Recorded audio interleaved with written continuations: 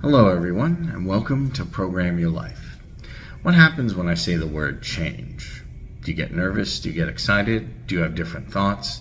A lot of people, when they hear the word change, become pretty resistant. I don't know if I want to change. Things have been working out this way for so long. We get stuck. And when we start to resist change, we start to say, I don't know if I really want to change because of this, this, and this. We even put obstacles in the way. And I can understand it happens to everyone. It's tough to change. But when we change from the old self who's been doing it this way subconsciously to the new self, we program our mind and hold that intention of our new self, we'll start to see amazing things happen. Here's Dr. Joe Dispenza on exactly how to go from the old self to the new self. Chronic diseases require a lifestyle change. And change is an interesting concept. So the hardest part about change is not making the same choice as you did the day before. And the moment you decide to make a different choice, get ready, because you're going to feel uncomfortable. It's going to feel unfamiliar. There's going to be some uncertainty. You're not going to be in the known. You're stepping out into the unknown. You're doing something differently. And the body, which has been conditioned to be the mind, the servant is now the master. So the body loves the familiar known. It loves the same suffering. It loves the same pain. It loves the same unworthiness. It's been conditioned that way for years on end. It really is running the show. So the moment you step out into the unknown, the body goes, wait a second, I'd rather feel guilty than this feeling of the unknown because I can't predict my future. So the body starts influencing the mind, and we start to hear this chatter in our head that says, well, I can start tomorrow. Tomorrow's a better day. You really don't feel like it today. Why don't you just have one piece of cake? You're a loser. It's your parents' fault. It's your ex's fault. It's your culture's fault, whatever it is. And if we accept, believe, and surrender to that thought as if it's the truth, that's an old circuit in the brain. That thought will lead to the same choice, which will lead to the same behavior, which will create the same experience, which will produce the same feeling or emotion. The person says, well, this feels right to me. No. That feels familiar.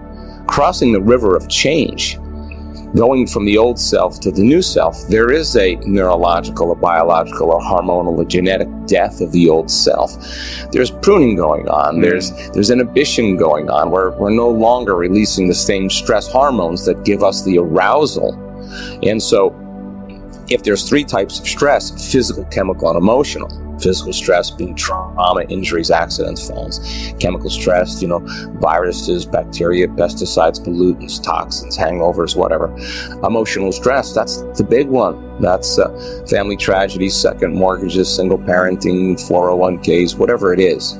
It tends to be then that the difficult one to manage really is our emotional stress. So if you can help people to get more physically balanced, more chemically balanced, and to become more emotionally balanced, then the effects of their personal change will be expedited. Yeah. And there'll be a longer duration. So the person sees you for 6 months, they start a great program, they start making the right choices, and they start feeling better. And then once they make the wrong choice, then it's a downward spiral back to the old unconscious habits and emotional condition. They feel unworthy again.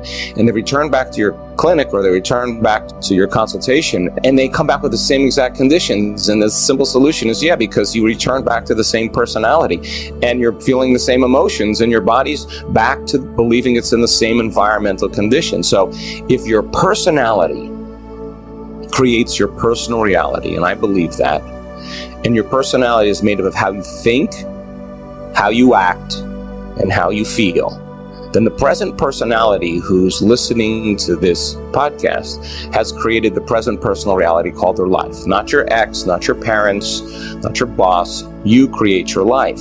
So it makes sense then, if you wanted to create a new personal reality, you'd have to change your personality. In other words, if you want to change your life, you have to change. And nothing changes in your life until you change. So then this first step in change then, 95% of who we are is a set of unconscious thoughts, behaviors, and emotions. Then the first step is to become conscious of your unconscious thoughts. Become so aware of how you behave. Do you complain? Do you blame? Do you make excuses? Do you judge?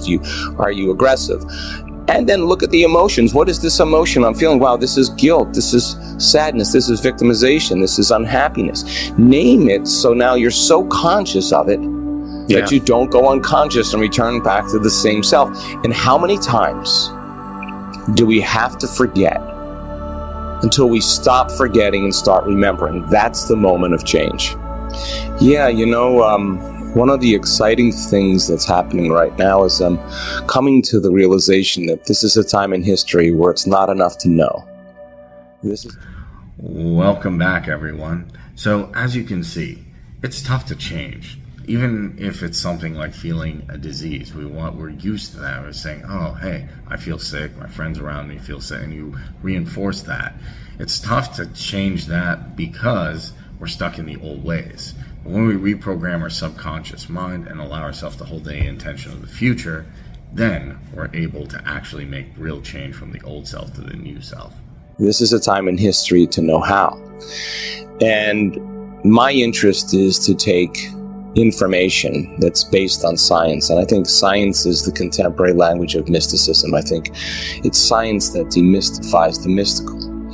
And if you can apply and combine a little quantum physics with a little neuroscience, with a little neuroendocrinology, with a little psychoneuroimmunology, a little epigenetics and electromagnetism, and in a simple way give people sound scientific information, the more they understand this model and understand what they're doing and why they're doing it, that the how becomes easier. So let's demystify just one simple process. If you believe at all that your thoughts have something to do with your life or something to do with your health, and the research points the finger that 90% of the thoughts that you think are the same thoughts as the day before, as long as you're thinking the same, more than likely your life or your health is going to stay the same, because the same thoughts lead to the same choices.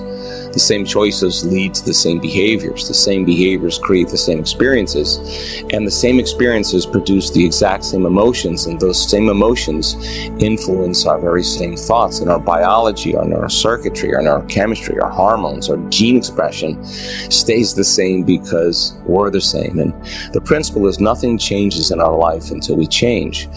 So then, the principle in neuroscience says that nerve cells that fire together wire together. If you keep thinking the same thoughts, making the same choices, doing the same things, reproducing the same experiences that stamp the same networks of neurons into the same patterns, all for the familiar feeling called you, in time we begin to hardwire our brain and condition our body emotionally to become more of a subconscious program. So 95% of who we are by the time we're in our mid-30s or middle life is a set of memorized behaviors, unconscious habits, automatic emotional responses, hardwired thoughts, beliefs, perceptions that function automatically. So if you believe in that idea, then if you wake up in the morning and you think about your problems and your brain is the record of the past. Those problems are connected to certain people and certain objects and things at certain times and places.